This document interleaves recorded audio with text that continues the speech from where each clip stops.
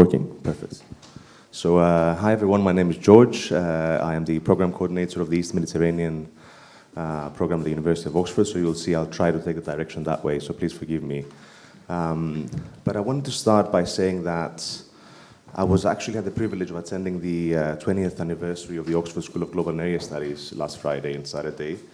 And one of the key themes that came up was that global processes, global dependence is increasingly becoming more important. However, it's still all rooted in a local, regional context. So that means that we are delighted to have such a broad panel, capable of exploring in a nuanced fashion different regions of the world. Unfortunately, the High Commission of India cannot be here with us today, but nonetheless, we have Europe, we have different actors and individuals from the East Mediterranean, and that will enable us to better understand how the local fits into the local, starting with an emphasis on the East Mediterranean, because I really wanted to build upon, with the speaker's permission, on a discussion that we held at the Cyprus Forum in Nicosia last October, which basically, it was a very Euro-Atlantic panel. So it was the US Ambassador, British High Commission to Cyprus, Managing Director of the European External Action Service, and the Greek Prime Minister's Energy Advisor. So that explicated once again what has become codified into a piece of US legislation, which basically says that energy in the East Mediterranean is critical for European security because it enables it's necessary to enable the region to diversify away from Russian energy. And we all see now what's happening in Ukraine. After the war in Ukraine, you basically have the European Union subsidizing the Russian wartime economy. So they've given more money to Russia through energy purchases than they've given to Ukraine through financial and wartime assistance, despite claims that we will do whatever it takes.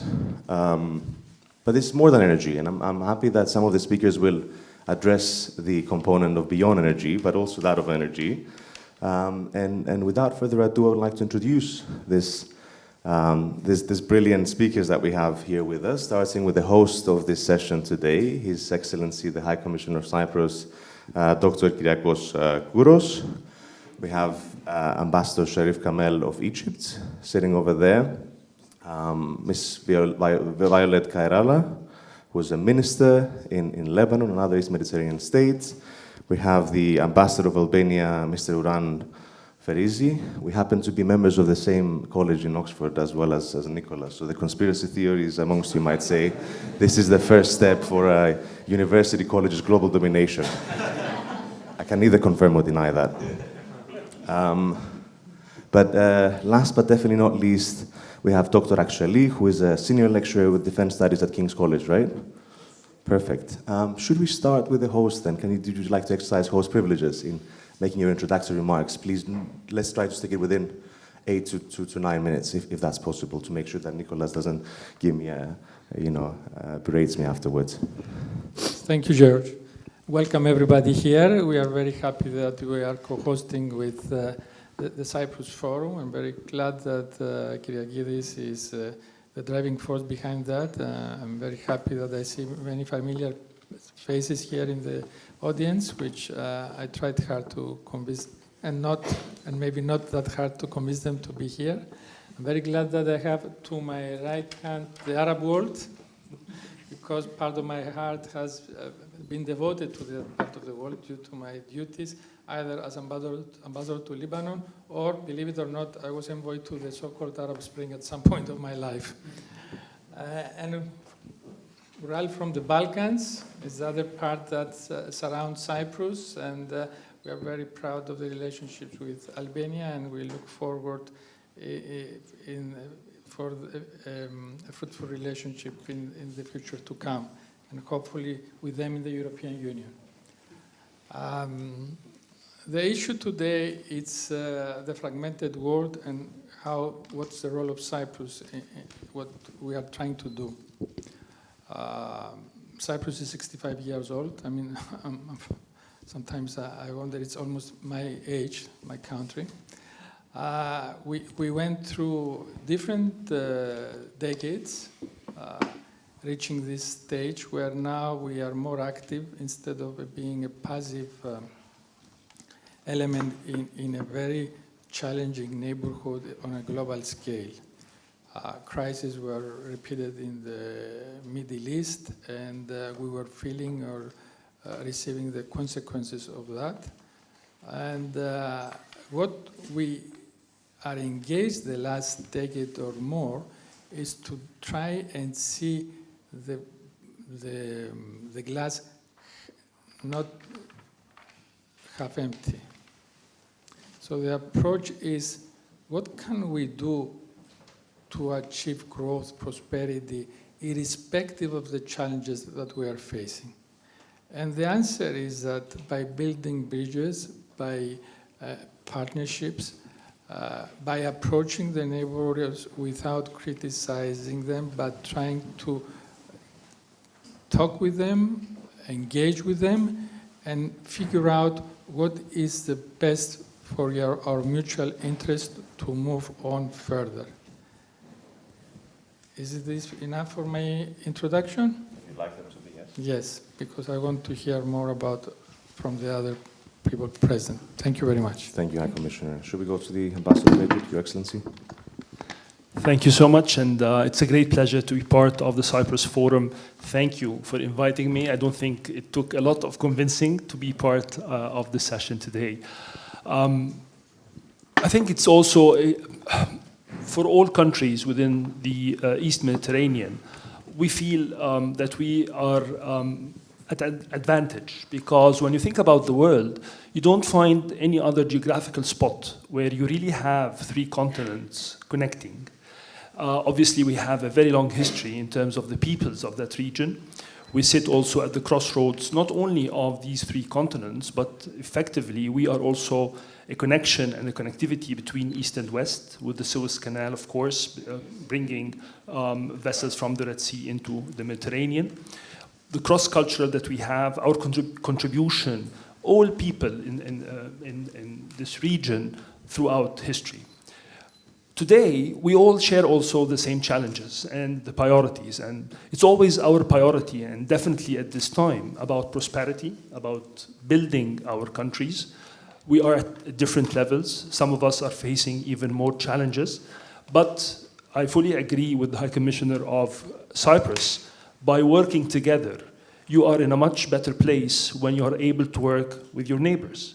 You have a lot to share with your neighbors. You have a lot of interests. You can multiply your interests by having your next door neighbor or by even the wider neighborhood working together. And obviously, it is a very difficult neighborhood, and I'm sure we'll come back to this later on. But I think we are also proud that over the last 10 years, we have been building these bridges. Stands out through all the activities we've been doing, the trilateral cooperation that does exist and is very active between Egypt, Cyprus, and Greece, which also has repetition with other countries in the region. Obviously, other countries also, Egypt with other countries in the region, Arab countries, we have been working for a very long time, but we are also focusing on this.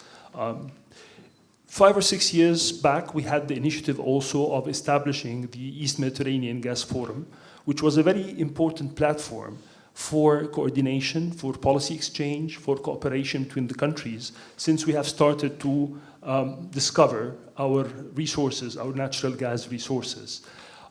This has been quite helpful in understanding what different countries aim to do, and also how we can work closer together. And I think February of this year, we have signed agreements between Egypt and Cyprus, a significant milestone in terms of our cooperation, allowing natural gas to be exported from Cyprus to Egypt, which then after the processing at our facilities will be re-exported to Europe. So to your point, I think this region also does play an important role in terms of the economic security of Europe, but not only at this point. Now, the challenge we are facing is both within the region, but also globally, because obviously the region and Egypt is at the center of many of the conflicts that are going on. And I'm sure I will not be able to touch on all of them, but obviously the Gaza war stands out in terms of its implications to all of us, not only in the region, but beyond, definitely. And we have been working on this conflict for quite some time, not only through the last 18 or 19 months, but even before that. And this has its implications for the region's security, for the East Mediterranean, but also for the global security in many ways. We are also seeing levels of migration, numbers of migration that comes from Africa, again through that region, into Europe. And this is an important challenge, and a challenge that is very much felt in Europe and in the United Kingdom, but it's also a challenge that we can work upon, again, through cooperation. Egypt is proud that since 2016, not one ship carrying illegal immigrants left our shores towards Europe. But we need to do more, obviously, and there are other parts of the region where we have also to cooperate with the countries to make sure that everybody can have the same experience. One of the implications of the Gaza war is what we're seeing in terms of maritime security, which you've mentioned also. The Houthis' attacks on the shipping lines in the Red Sea had a great effect on maritime security, on trade flows, on supply chains. And it had also a very direct impact on Egypt because we have lost 8 to 9 billion US dollars since November 2023 when these attacks started because of shipping lines choosing a longer route but relatively safer route, obviously, with these attacks going on. Now, we are dealing with all these challenges also within a global context that has become very challenging over the last 3 years. The polarization that we have seen on the global stage had its effects on our region as well. Different international players were instrumental in terms of trying to deal with some of the conflicts in our region, but because of the war in Europe and the polarization that we have felt, this meant that the region also suffered. Now, again, it has its impact on Europe and on the international security in many ways. Nevertheless, I think the region, and we have seen and heard about the figures of growth. Egypt also is expected to grow at 4% this year, which I think is quite remarkable given the situation we're dealing with. We have many areas of cooperation. We haven't mentioned tourism, which is a very important sector. I think it was mentioned that 1.2 British tourists went to Cyprus last year. But the whole region, including, of course, Lebanon, including other countries, and definitely my own country, tourism, not only for one country, but also programs where we see tourists coming to different countries together is an important area of work. So we have a stake also as a region in terms of the global context and in terms of how we can deal with some of the global challenges and wars going on and make sure that this is not something that would come easily to other parts of the world in the next few years. And I'll stop there for now for the introduction. Thank you very much, Ambassador, for those exceptional remarks. I'll reflect on your points in my later question. You've given me plenty of food for thought. Shall we go to Ms. Karala next for her introductory remarks? Ladies and gentlemen, esteemed colleagues, good morning. Thank you very much for having me. Thank you for the invitation, Your Excellency, and thank you to the Cyprus Forum. Both Excellencies spoke about the opportunities and the importance of cooperating. I'm going to go to the what happens if we don't, okay? And I'm going to focus on the country I come from and the countries around. We are witnessing a rapidly shifting global and regional order.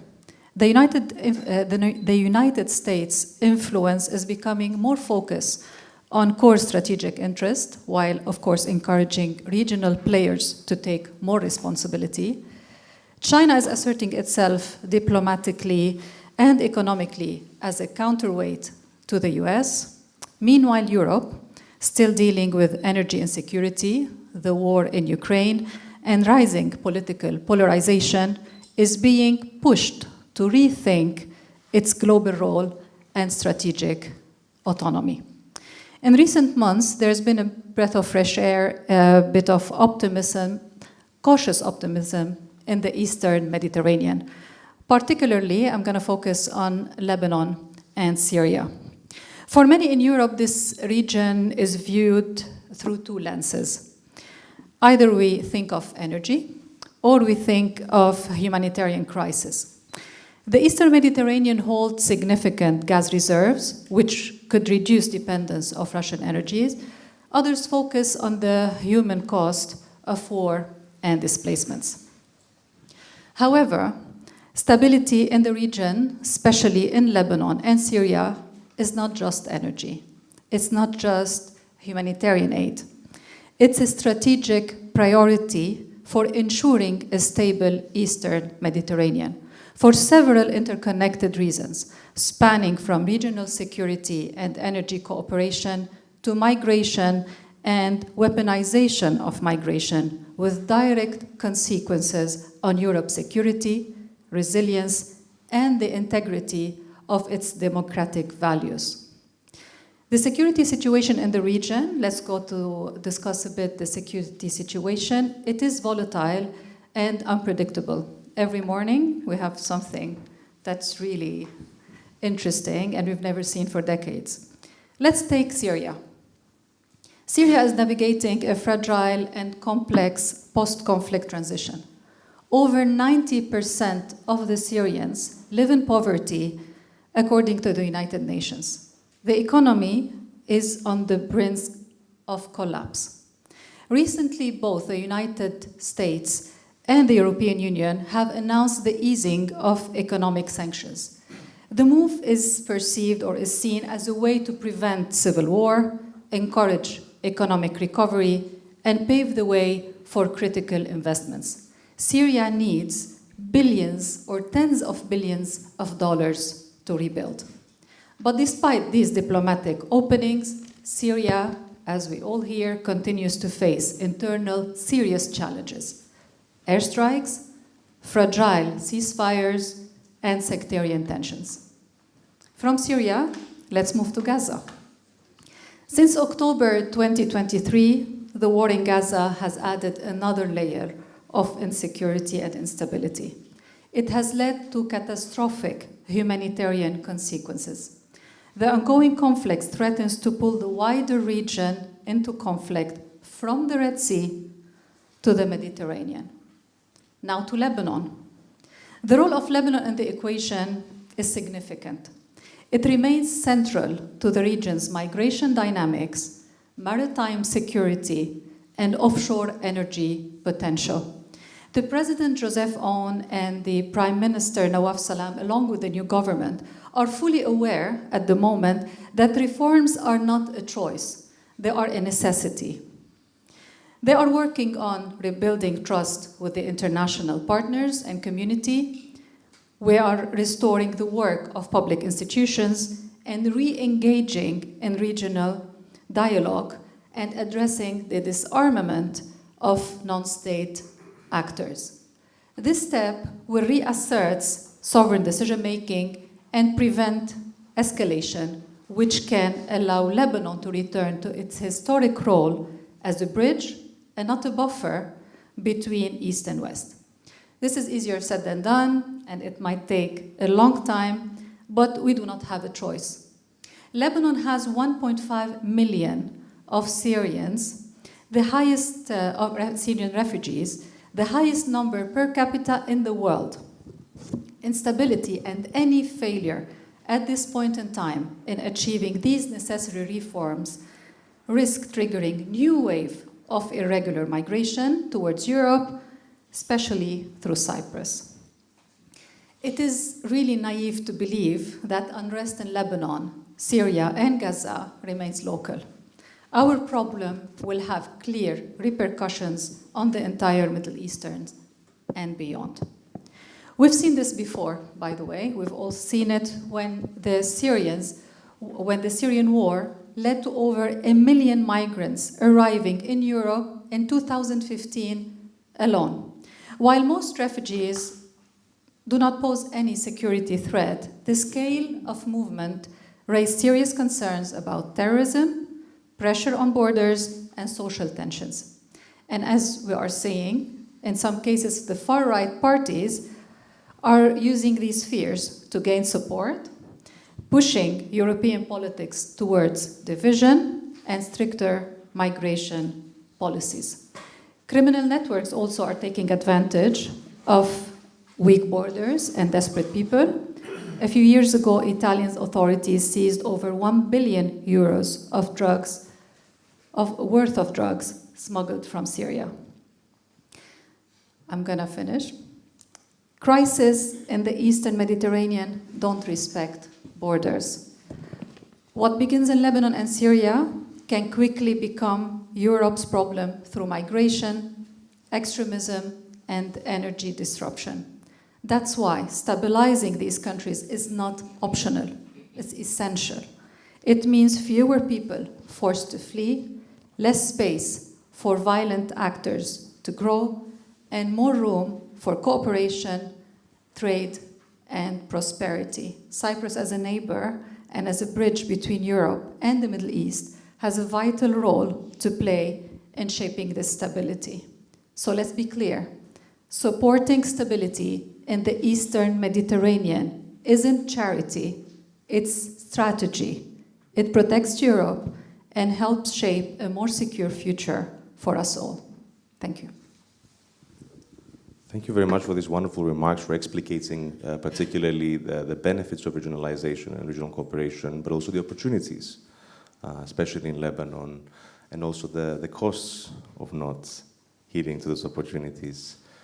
With that, it's time to turn to the Ambassador of Albania. Thank you very much. Good morning, everybody. Your Excellencies, dear friends, I confirm George's and Nicolaus's viewpoint that this is not a conspiracy. I indeed went to University College, but I studied mathematics, which you might deduce from what I will say next. I'm thankful to the organizers for inviting me for a start, and to the High Commissioner for welcoming us. It's a fantastic initiative that puts diplomats in a new spotlight. Up until recently, we were relegated to rooms, working in the shadows and trying to mediate. Now, Facebook and Twitter has given us new purpose, so we need to show up in person and talk to people, become more transparent. And what better reason than for Cyprus? So indeed, our discussion spans continents, but at its core, it's about vision. About whether regions from Europe to Africa to Asia can chart a common course or become fragmented. Now, I take slight issue with the word fragmented because it has a somewhat negative connotation. I personally believe that the world has changed. It's just different and we need to get used to it. But also work it to our advantage. In the grand scheme of things, the world has become better, but there are pockets of conflict, pockets of strife that we need to work through. Now, in terms of cooperation, since I'm the Ambassador of Albania, I must earn my salary. I will say a few words about it, but I won't go on for too long. Last week we hosted the European Political Community Summit in Tirana, a congregation of quite a few leaders, about 50.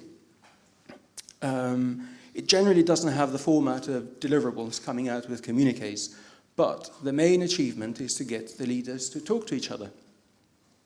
Now, such event in November of last year in Budapest produced a meeting facilitated by Prime Minister Edi Rama, my Prime Minister, that brought together the leaders of Cyprus, Greece and Turkey. A positive event. Now, Albania last week also inherited an election win for the Socialist Party, the then incumbents. Now, they won it on an EU integration ticket, and also because I suspect that the people felt good about the course of the economy. Now, EU integration is a very popular issue in Albania. Popular, but also a positive issue, whether you're in power or opposition. 93% of Albanians believe in EU integration and are for it. In terms of EU accession, we very much hope to gain entry into the EU by 2030, and we're working hard. And with friends like Cyprus next year, it should be even easier. We hope. Now, if we behave. The European Union as a project was created to improve the life for Europeans who'd experienced so many wars and conflicts. And to quote Thomas Hobbes, it was to prevent people from having lives that were nasty, brutish, and short. Now, it has its problems, and without prejudice to Britain's exit from the EU, it has largely been a success for the European continent too. Europe today is much more peaceful than it was a century ago. And looking at other bigger countries such as India, Brazil, Mexico, the United States, one can make the point that diverse societies can be held together by shared structures. Now, since 1974, many things have changed for Cyprus, but also for Europe. Now, Europe has changed in the sense that the political polarization into left and right has now morphed into something else, different sets of values, identity, security, and so on. But the European Union structure helps with all of these. That's the very logic of it. Now, we come back to the stress and the strain that it is going under, the European Union. We compose it under a framework of energy, but there's something much more obvious, which is the Russian aggression towards Ukraine. Russia has frankly been quite belligerent in the past few decades, ever since it came out of the Soviet Union. So Europe is reflecting, is changing. It's increasing its spending on defense, but even within it, there are large variations. So, for example, Poland spends not 5% more, not 25% more, not 75% more than Spain, but 300% more. And the whole political landscape across Europe is changing. So we are, on the whole, for EU, but Euroscepticism is on the rise. There are the usual suspects of Slovakia and Ukraine and Hungary, but there are rising voices in Romania, Poland, even France and Germany with the AfD. So can a unified European security architecture truly hold? Or are we heading towards a Europe of concentric circles, of overlapping alliances? Now, Russia's belligerence towards Europe became more powerful because of what we let ourselves in for, our dependence on energy. So we are working towards reducing that, and this is where the Eastern Mediterranean comes handy. Now, that is true, but there are also some things to be acknowledged, that certain keys to solution lie not just in Nicosia, but also in Athens and in Ankara, as well as Brussels.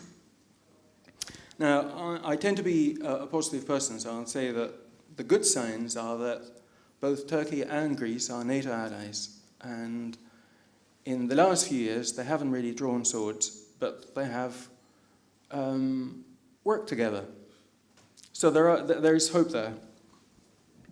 The UK, too, is involved. As Ms. Billing said earlier, it's in the UK's interest to have a prosperous Cyprus, and hopefully a united one soon. Britain's sovereign bases are not just strategically vital, not only for the RAF launch pads, but also Cyprus to Britain is also an intelligence hub. And this is not vital only to Britain, but also to the whole Western Alliance. Now, there is something that wanted to mention very quickly. I wrote things down so that I don't stray off, because I tend to ramble. But feel free to interrupt me. There's migration, which is a big thing. It can be detrimental to the sending country, to the origin country. But it can also cause problems in the destination country. However, there are some misunderstandings, often exacerbated by media, both in Europe and the US. Now, migration also presents solutions. It fills labour gaps and it enriches civic life. Cyprus offers a very positive example, not just within Cyprus as a country of various cultures at the crossroads, but also the Cypriot diaspora, with which I've had a lot to do. My first employment in London was at a Cypriot restaurant, which I very much enjoyed. Now, where would we be in Britain without this Greek diaspora? Okay, I'll start with George Michael, but we can go into EasyJet, Stelios Hagiano, and then perhaps DeepMind, two people I worked with at UCL, Mustafa Suleyman and Demis Hassabis, also Nobel Prize winners, I must add. So these are good examples for migration. Perhaps the last thing that I want to say is an example from the Balkans. Something about national myths. It's an opinion, but I strongly believe in it, that regions are shaped not just by borders, by treaties, by pipelines, but also by narratives that we choose to tell. Now, a former scholar of Thomas Hobbes, another Oxford man, sorry, Sir Noel Malcolm et al. Has written books on the Balkans and the Mediterranean. And he says that some of the most enduring obstacles to peace is not just ancient hatreds, but modern myth-making.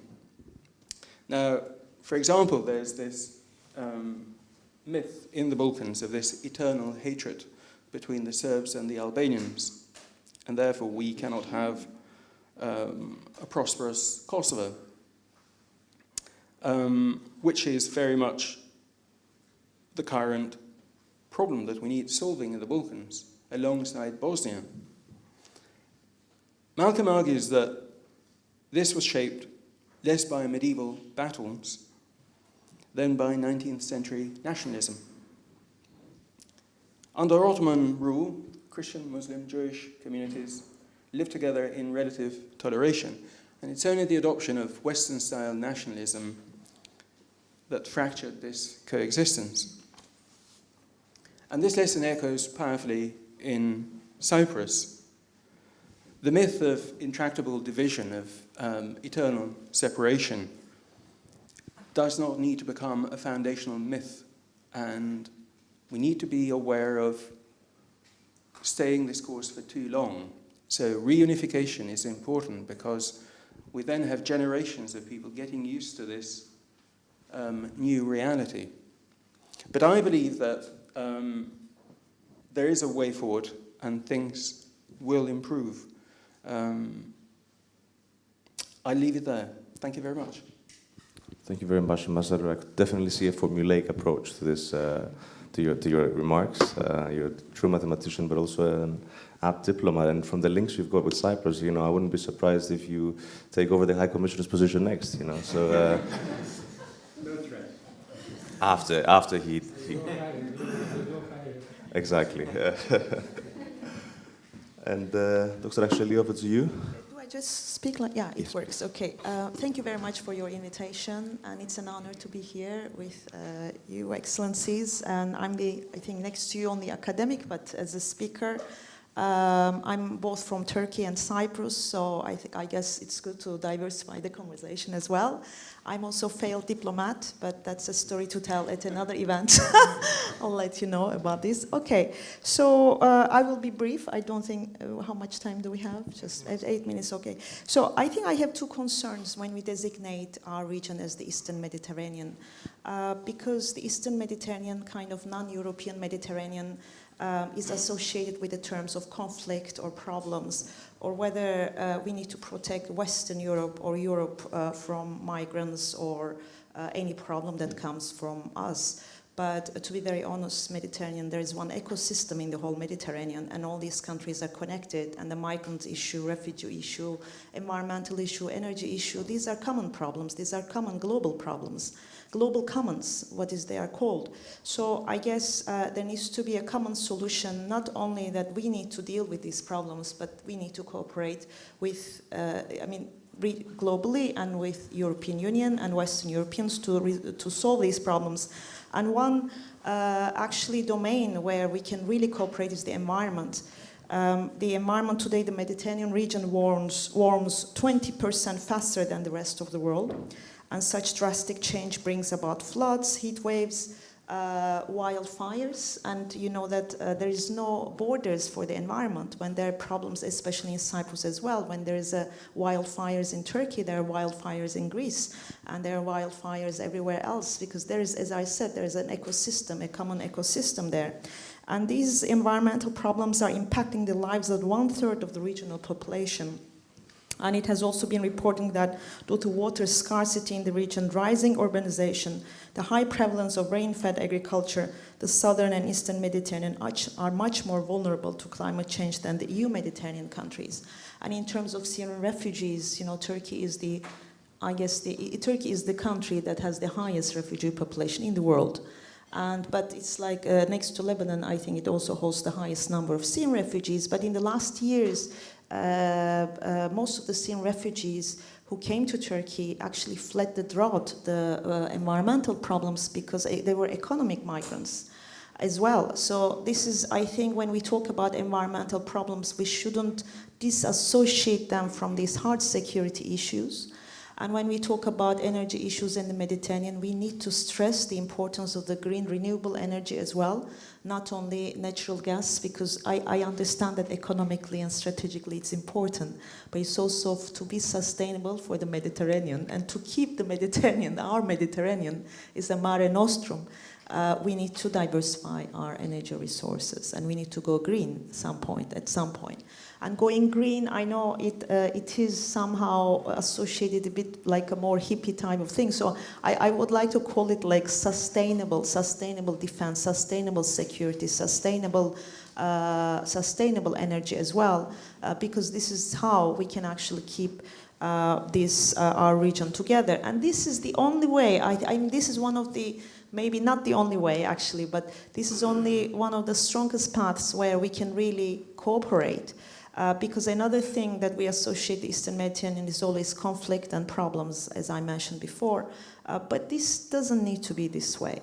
And I have been working on environmental geopolitics since 2021, and between countries Turkey, Greece, Egypt, Israel. And mind you, there are a lot of environmentalists from these countries cooperate with each other. Maybe at the institutional level, but at the high state level, maybe there is not so much cooperation, but these environmentalists cooperate with each other. And we found out about Turkish environmentalists working on a project from the Greek environmentalists, for instance, when we were doing some work on the Greek islands.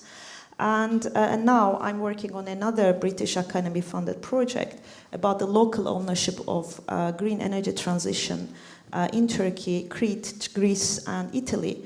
And this is also to understand that there's a Mediterranean link, and this link doesn't have to be only Eastern Mediterranean, but there's a link that goes from non-European Mediterranean to European Mediterranean, or from east to west, or from south to north. So we are much more connected than we think, and our problems are common problems. So we need to find solutions together, I think, and this is the path for cooperation as well. Thank you. Thank you, Dr. Actually, obviously the parameter of the environment is quintessential, but If I may push back, because it's also my field of expertise, some would argue, including myself, that if the Egypt-led initiative, the EMGF, had worked out and we had enabled natural gas to flow to Europe, would have very likely been able to deter Russia from invading Ukraine, because they wouldn't have the resources that we have now. And also perhaps that would also deter whatever's happened in Gaza.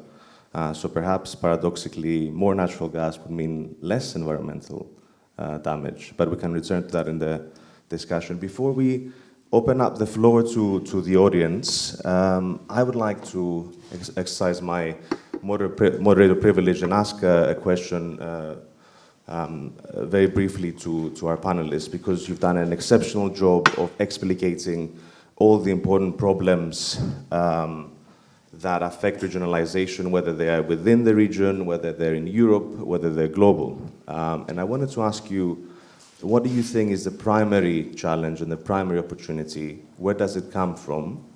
Do you think regionalization will succeed? And lastly, how will that fit within competing visions of the world? Because as you've explicated, I think all of you very well, the Eastern Mediterranean has been a crucial part, a crucial corridor for global processes. The Chinese-led maritime Silk routes, but also now the American, India, Middle East, European corridor, the so-called IMEC. So how do you think the region will fit within this diverse, if not fragmented, visions of the world? Shall we begin? Please, yes. First of all, I have to thank again the rest members of the panel, because in their own way they painted the picture that we were trying to project here today, that we come from a region that is unfortunately full of conflicts, but at the same time there are prospects, and when logic prevails and right leadership, and when we can manage to convince other stakeholders, things can move to the right direction. We are unlucky that our Indian colleague couldn't make it. At the last moment, he had to go abroad. He would have pitched in on a very interesting aspect that it is on development, and I think it will help this discussion enlarge the understanding of the prospects of our region. And this East Mediterranean is part of a wider picture. I come from that school of thought that I'm not good in watching the tree, I prefer watching the forest. And the forest in the particular case is the IMEC, it's the India, Middle East, Europe corridor. This is a new discussion now at the level, at the highest level. We are talking about connectivity on a very broad manner.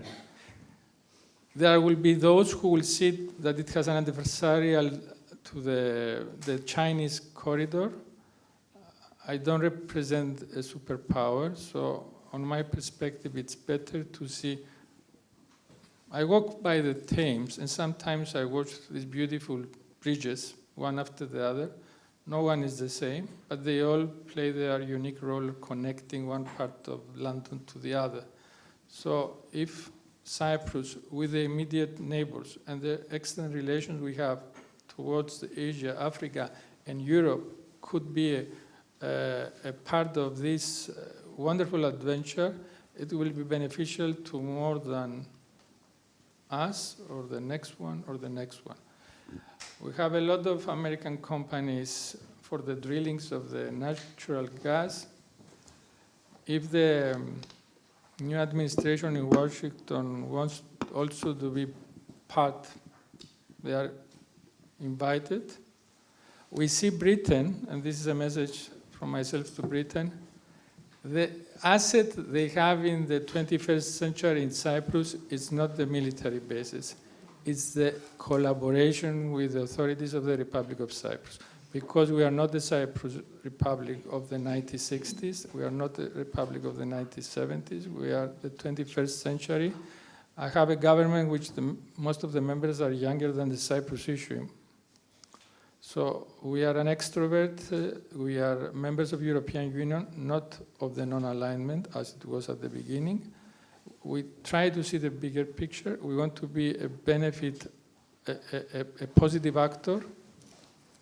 And through these processes, our own adversary is always invited to see also the bigger picture to their interest and pitch in, and maybe it's about time to grow and move to directions that brings peace and prosperity to all concerned. Thank you, George. Thank you, High Commissioner, for giving us a glimpse of that forest. I think it's critical when talking about the East Mediterranean. Should we start the other way perhaps now and go from Dr. Aksheli all the way to Ambassador Sharif? I mean, we are talking about this new regionalization and the new powers, and I think it was. I agree with you that there are new powers emerging in the Mediterranean, and China is an intriguing one. And China is. I know that there's different perspectives about China in the UK, but usually it's also, especially in the case of renewable energy, it's seen as a partner. It's one of the biggest investors in the region about renewable energy, China. So this also brings a kind of a different dimension, right? I mean, rather than more hard security issues, different type of cooperation. And how about these new Eurasian power shifts, where we can also identify as maybe non-Western hegemonies that is emerging? What type of impact they have on this? Because how we call this, maybe we can call this a multipolar world. I don't know if you'd agree with me that there is a multipolar world emerging, right? Or multipolarity. And this multipolarity, I think, is creating opportunities for several countries to diversify their foreign policy and to create even a new identity. And even I was speaking with, because I work at the Defense Department also with course members, with military officers from different countries of the world. And even for Japan, and Japan is just under the US hegemony since the Second World War, but even this multipolarity has a kind of can create an opportunity for Japan to diversify its foreign policy. So I think we are the shifts, there are some shifts, and I think it would be interesting, and now I don't want to go into fortune telling, but obviously these shifts and this new multipolarity, this new Eurasian influence, it will have an impact on the Mediterranean as well. And as well, I mean, Turkey is also new, in the last 20 years, it was maybe a more introvert. I mean, it was mostly a Mediterranean country, a NATO country, but as we know, that it has also diversified its foreign policy. And it's also creating, I mean, it's extended its sphere of influence, not only in the Middle East, but also in Africa now, and also in Asia, in other parts. So it's a very intriguing NATO ally. It is an ally, it's a NATO member, but it's also a very intriguing country in the region as well. And now Israel, and with these new developments in Syria, are we really experiencing this all a new shaping of the Middle East, or with the emphasis going to China now? I mean, these new Western countries putting their more emphasis on China. I'm also thinking that maybe for the first time in its history, the Middle East, the Mediterranean will be left alone a little bit. To the members, to its members, like to the countries, to the Mediterranean. So it will be for us, instead of talking about these new hegemons that we have been talking about since decades, US, before Britain, I mean, since the end of the Ottoman Empire, right? I mean, the Western hegemons in the region. Maybe because, I mean, they will like to leave us to ourselves, and we will need to figure out how to shape the region ourselves. Thank you, Ambassador. I'll make a short point about what I observe as a sort of a tale of competing narratives, that it's either this or the other. And it often happens in the world that not all games are zero-sum games. And when it comes to, I think, say, gas and oil exploration in the Eastern Med, the whole point is not just short-term profit, but it's about creating what the High Commissioner said, this interdependability and the cooperation to have all these countries connected with each other so that they work better. I think all of this does lead or provides a good grounding for political solutions, and at the very least for an absence of aggressions. We've seen that with the case of China and Taiwan. Since China was mentioned, that one could argue that interdependence has stopped China from attacking, and the development of China, the prosperity in that region has helped. So I think any initiative, I won't go whether it's green or fossil-based, will be good for the region in the long run. Thank you for that positive note. I think we need that. I'll try to stay positive as well. I'm proudly a graduate from the Defense Department at King's College. So I would like to mention that when I was at university, we mainly, in every course, we used to talk about globalization. Now we're talking about regionalization. I really worry about globalization, but that's not the issue at the moment. My question is why we always react and we do not act. We are always reacting. We are always just, when something happens, we start thinking what to do. We increase our defense spendings because we realize that the United States will not be supporting us anymore in the war to fight the war in Ukraine against the Russians. Another example, we have the announcement of the new tariffs, and then we react and we worry about the economy and we see what to do. At the end of the day, I mean, these are countries, the United States has the right to decide whatever they want to decide. I'm not concerned about that. I'm not discussing that or arguing whether it's positive or negative. The only thing I'm saying is that acting and making decisions, building a long-lasting peace in our area in the Eastern Mediterranean, really thinking about the future and planning for the future might be very beneficial. And the uncertainty is really unsettling for us all. So the cooperation and just trying to resolve the current conflict will be very, very helpful. Thank you, Violet. Speaking of globalization, actually, a great British scholar, Barry Buzan, attributed the retrenchment, the regionalization, the deglobalization to the end of the Cold War, so the end of great power conflict. So perhaps the rise of new poles, if they're competing, will mean that we will return to a globalized security system, and that means that perhaps we will need to account for great power interests. But just a thought, not to hold the Egyptian ambassador, who I'm sure will give us his remarkable insight. You've mentioned that the Middle East might be left to its own devices. I think some of us would very much welcome that. It's not necessarily a bad thing. But also I think the discussion about globalization and regionalization is very interesting. I've spent my entire professional career, more than 30 years, within the globalization era. And it's interesting that over the last few months even, we're seeing that we are moving away, or at least some of us are moving away of that, and we are starting to discover the disadvantages of globalization and taking certain policies or actions because globalization is not a good thing. I think as a diplomat and as practitioners, it's rather about what are your objectives. Not only your day-to-day objectives, obviously, you need to plan for the next short-term and medium-term and even longer-term, but it's also in terms of serving our countries and our peoples. And this is a very critical objective, I'm sure, for all countries. So, yes, of course, there are implications for focusing more on regionalization. However, to your point about the biggest challenge in the region, and we have, unfortunately, numerous challenges, but I think the biggest challenge we have is the instability that we are suffering from.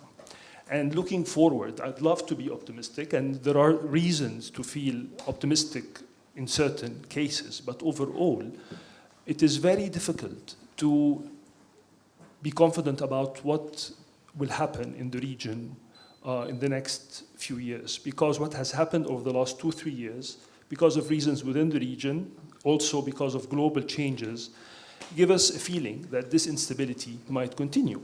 The war in Gaza, the horrible war in Gaza, but also the implications did not stop there.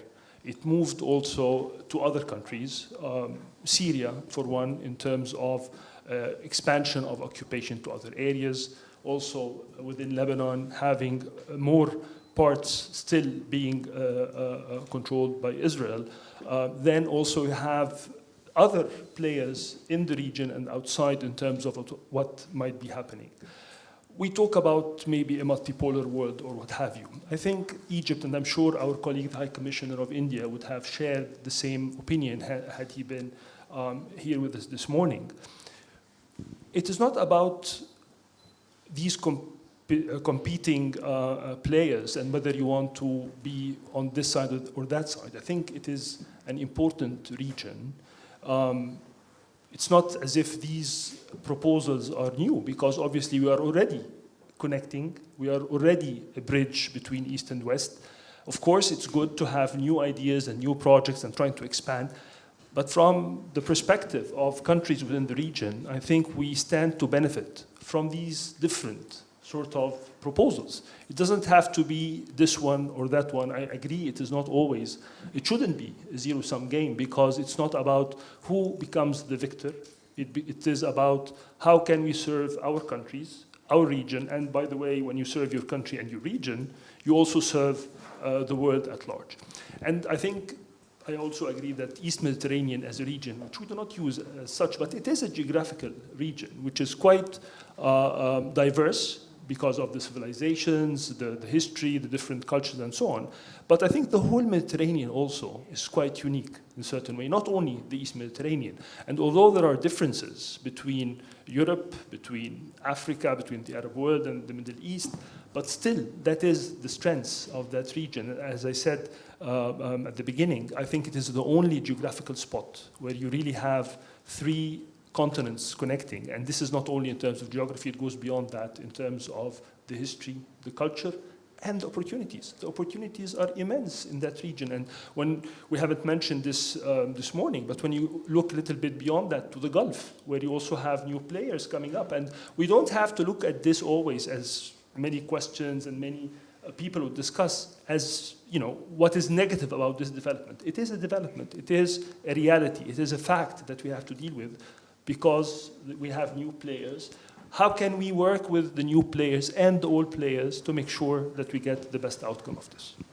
Thank you, Ambassador. And you're absolutely right. Instability is the biggest challenge. I agree with you. And perhaps that's where more of Egypt-led, because it's a regional now framework like the EMGF can work. And if we borrow from the English school, right, and instead of the liberal or realist kind of understandings of systemic characteristics driving acts of behavior, perhaps, as the English school says, it's the logic of cooperation, the logic of regionalization that can actually be the key. And that's, I think, where initiatives that were launched in Cairo, like the EMGF, are very valuable. But we have some time for questions. Let's take 3 questions together to make sure we have enough time to ask them all. I see a question there.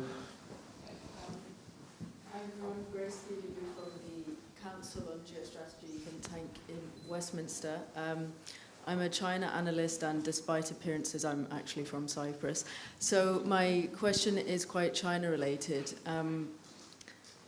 People are saying we might not, Cyprus and other countries might not have to choose between systems, but given the tensions between the US and China, it seems increasingly likely that some countries will have to pick a side. In the case of Cyprus, we saw a few years ago, a Chinese state-owned company won the contract for the Vasiligor terminal. There were some complications with that. In Egypt, we're seeing China's investing a lot in their space capabilities. So I want to ask briefly the panelists if they can talk about where they think how they're going to navigate the US-China trade tensions. Well, not just trade tensions, but political tensions there as well. Yes, will we have to choose sides, I suppose is the question. Any more questions? We've got a question over there.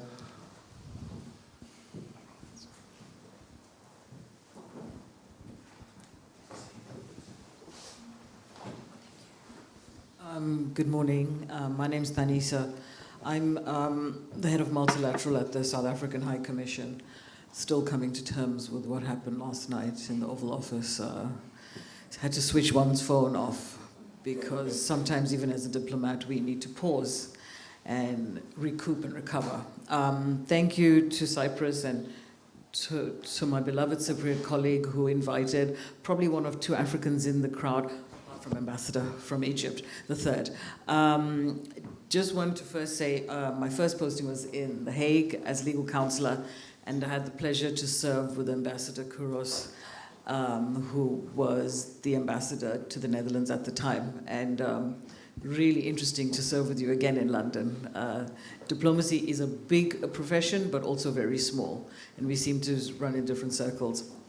I also have the privilege of being accepted to Oxford, to Wolfson College. Sadly, I don't have £100,000 to go, so one is waiting for a scholarship. I've enjoyed everybody's inputs today, but I particularly liked the mathematicians and the civil engineers, because I think, and of course, Ambassador Kouros, and this takes nothing away from ladies, of course I'm a feminist. Some of you will remember the Netflix show, The Diplomat, when Ambassador Hal spoke at Chatham House down the road, and he said, one of the things he regrets is during his time as an ambassador, he didn't go to shake hands with a former terrorist or a rebel, and he said that set him back 5 years, those negotiations. So one of the things I tell people is, you know, when they ask why, what is a diplomat, or what do you do? And my response is always, but what don't I do? And then they say, no, seriously, but what do you do? And I say, our job is to avoid war. Our job is literally to build bridges. When my little children ask me, Mummy, but who do you work for? Because you're always talking to High Commissioner or the DHC, I say, I literally work for South Africa. Because we're not here just to have a lovely diplomatic allowance and live in North London. It's because we're here to serve a greater purpose. Now, the things with what's going on bilaterally between my own country and the US, and also speaking about globalization versus regionalism, and the fact that so many young students I meet within IR in politics, etc., ask me, is it worth becoming a diplomat? Is it worth going this route? Because it seems as if your work has taken you from the shadows, and we have been in the shadows, to the limelight. And so how would our panelists say to those wanting to join these careers why it is still worth becoming a diplomat, firstly, and also what is the role of a diplomat in such a fragmented world? And the old allies and relationships we once had, does that not open the space for us to create new and better relationships? Because friends that were purportedly enemies are not necessarily enemies, because if you change the narrative, according to what the Albanian ambassador said, I apologize for that long-winded diatribe, but I would appreciate your inputs. Thank you. Thank you very much for the existential question. I'm happy I'm not a diplomat and having to answer that. But should we squeeze in one more question before we turn the speakers over there? Thank you. Zita Turkazali, I'm a Chatham House Associate Fellow. You mentioned Chatham House, and I'm like, my question, we talk about regionalization, as you mentioned. I just wonder about the Gulf region and how, whether with emerging powers like Saudi Arabia and the UAE, and I know that Cyprus collaborated with the UAE when it went to the maritime corridor. I just wonder whether the panelists think that Gulf collaboration would strengthen the East Med stability, and if there's any way of incorporating that, giving its influence also on what's happening in Syria, in Lebanon, and also its role when it comes to Gaza and Egypt. Thank you. Thank you. I know there's a lot to unpack there, but may I ask for brief answers to those questions, as brief as possible? I know there's a lot there, just to make sure we stick within the schedule. Thank you very much. Okay. Being brief. Good luck about the Chinese thing if you want from a diplomat a clear answer. Yes. Usually in my career, what I learned is that when giants collide, the big guys make room enough for them to enjoy the collision. In the case of China, what Cyprus is doing is trying to use other countries as a compass. So we check what the British are doing with them, we check what the Dutch are doing with them, and then we try to maneuver around it. That's the only frank answer I can give you on that question. About the prospects in the region, trying to be extremely compact. There is wealth there. We took notice of it 15 years ago. We reached out to our neighbors. We managed to have agreements of delimitation first with Egypt, then with Israel, Lebanon. We also started talking with Syria, but after 2011, that became a very difficult aspect. That were the immediate neighbors with whom we had to engage in conversation. And even with Turkey, we had a proposal, let's come and talk about the prospects of delimitation, and irrespective of the current situation, if the Turkish Cypriots could sit on our side when this engagement happened, maybe there was an opportunity. And that was a very bold approach if you take consideration the complications. So you see, prosperity, and if you have the right leadership in capitals and circumstances help, could give you some opportunities. And then it's up to the historian to judge why this went that way or other. Thank you very much. Thank you. Who doesn't love a good historian, right? Shall we mix things up and go to Violet next? Sure. So I'll start with China and the United States. So we can only wish good luck to the negotiators to reach an agreement, so we don't have to take sides, because that's another problem that the world is going to face. And we have to agree that if we have to go through down this route, it can have great repercussions. So I'm not going to choose sides. We're just really hoping that diplomacy will win. Regarding the diplomats and their role, I'm not a diplomat, but definitely at this point in time, I sound, that's very, very, we always hear this, but yes, building bridges and avoiding more wars, more conflicts, and bringing people together is the only way forward.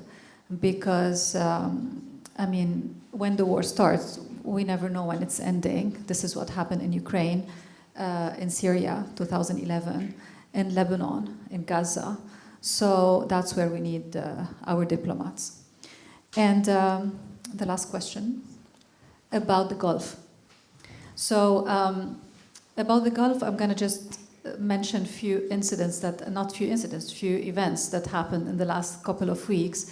The visit of President Trump to Saudi Arabia, we had President al-Shara being there and meeting with President Trump. We have the Abraham Accord that's been very much on the table between the UAE, now Saudi Arabia. And nobody, I mean, we didn't mention the Iranian nuclear deal as well, and what's happening with the United States. So to answer the question regarding the Gulf, and from a Lebanese perspective, this is what we are very much working on, building bridges again, and with the region, with the Gulf. They were always supporting Lebanon. They were always helping Lebanon. And we are really hoping that this is going to succeed, so we get out of the isolation that we've put ourselves into. Thank you. Absolutely. Ambassador Faizi, I'm counting on you for some mathematical precision there. Well, you have put me on the spot. Times have changed, and I'll return to diplomacy, but times have changed since the joke of how can you tell an engineer from a mathematician? And there are variations on the answer, but the first is that an engineer would look at your shoes while talking to you. A mathematician would look at his own shoes. Now, I tried to move on, and I went into neuroscience, so I became slightly Cartesian about my thoughts. But you're right that the diplomat's role has evolved. It's not just a mere communication from the times of the emissary, the minister, the Çavuş of the Ottoman Empire. It's now, with the advent of Twitter and Facebook, the leaders communicate with each other a lot more easily than they used to. Now it's about this in-person contact, talking to people, smoothing the way, ultimately building bridges. So I absolutely agree with you. Now, I may disappoint a few people by becoming rather undiplomatic and giving an answer, a straight answer to a straight question. Have you picked a side? Albania has picked a side. We're Euro-Atlanticists. So we're all for the EU and the US. Thanks for that answer. Precise answer. Absolutely, mathematical indeed. Very short answer to this Chinese and picking of sides. And I think in international relations, what we see, the countries are always very pragmatic.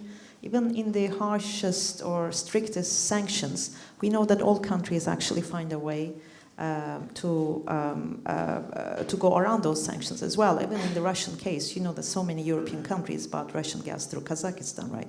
So, I mean, there are so many different ways. And when we look at the Gulf countries, Saudi Arabia, I'm surprised that Saudi Arabia is the most pro-American, pro-Western country in the Gulf, one of them. And they also, they cooperate so much with China as well, about at so many levels. So I think there's a lot of pragmatism, and I think the countries are all used to this. We are, all countries are used to this. I don't think it's going to be one way or the other, and I think that they will always find a way, and especially in the Middle East, I think, there's always this bargaining quality, and then they will always try to find a way, I think. Middle East or Mediterranean? It's just the bazaar tactics in the Mediterranean, I think. We know how to do it well. Absolutely, it definitely helps. We have 400 billion to give to the Americans, but for the concluding I'll try to be very brief. I know everybody is looking for the next coffee cup we're going to have, but on the issue of China, yes, we will try to navigate, all countries will try to navigate. You talk about investments, for example, in Egypt from China, but obviously there are many investments also from the UK, from Germany, from Italy, from India. The point is, countries, and I've been part of some discussions also in different fora and maybe in different countries, within the African group, for example, where African diplomats would be asked about their choice of Chinese financing. And the response that they give is, but what is the alternative? Are you ready to stand and fill the gap if we stop that finance? So sometimes countries might not have a choice but to take whatever is there. And some other countries have their interest and need served by having this combination. And we are open to everyone. But I think it's not only about navigating, because when you have certain collisions in the world, and obviously you're talking about maybe, hopefully not a very big collision, all countries in the world suffer and pay a price. The war in Ukraine, for example, where you had many players in the world involved, we've all suffered beyond belief in terms of energy prices for my country, in terms of wheat prices for Africa, in terms of availability of wheat. So it is not only standing by and watching. I think it is very important. That's part of the change in the world, that countries are not doing enough efforts to prevent wars, to try to make sure that we can work and cooperate together. And we need each other even more. Regardless, we call it globalization or regionalization. The world is very much connected today. In terms of diplomat, and obviously we are very proud of our own profession, but I think, and I was mentioning this before we started today, the most important thing I took from my 32 years of service, serving in 5 different countries in Europe, in America, in Asia, in the Arab world, and coming from Africa as well, is that the commonalities between us are much, much more than what keeps us apart. But it's only politicians and media, when they focus on the differences, And then we see these confrontations. So I think diplomats' role are still very important. When we serve and live in one country, we understand that country much better, and we are able to communicate back to our own capital how decisions are being made and why certain decisions are being made, hoping to build these bridges. And it's not only that. Sometimes when relations between countries are flowing, also you need diplomats to make sure that you put certain brakes in terms of the different dimensions of that relationship. Finally, on the Gulf, and it's a very important development happening, not only in the region, obviously, but all over the world, given the visits we've seen last week, also the role some Gulf countries played in terms of Ukraine and Russia and exchanges, but definitely in terms of our region with Syria and so on. I think it is an important development, but the impact of that important development will depend on how Gulf countries, especially the active ones among them, will use this leverage to promote objectives that we might all agree on. If this is used in the right way, because obviously they do have leverage that is lacking in many, many quarters of the world, and here I'm even talking probably about Europe, where I don't think that you would have the US president coming and getting the same kind of offerings he got last week. So it is an important development. We hope, and we should be also doing our role in terms of our discussions with these countries to make sure that they can use that leverage to make the region and the world a better place. On that lovely note, thank you very much for joining this fantastic, fascinating discussion, and thank you very much to our remarkable speakers for sharing your rich insight with us. And I learned a lot myself. I hope this has been the same with everyone in the panel, and I am very much hoping to see you all in a future Cyprus Forum session. Thank you. Please join me in applauding our speakers.